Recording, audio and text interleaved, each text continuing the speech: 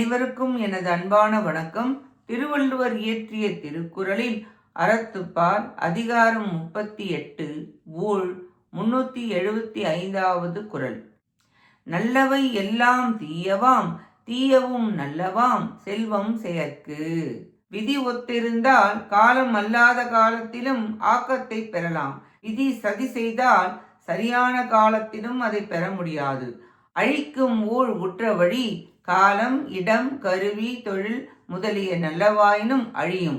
ஆக்கும் ஊழ் உற்ற வழி அவை தீயவை ஆயினும் நல்லதாகும் என்பதாயிற்று. ஊழினால் நல்லவை தீயவையாகும், தீயவை நல்லவையாகும்.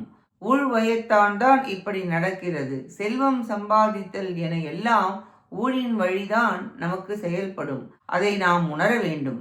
இக்குறளாலும் பொருட்கு காரணமாய ஊழின் வழி கூறப்பட்டது. நன்றி, வணக்கம்.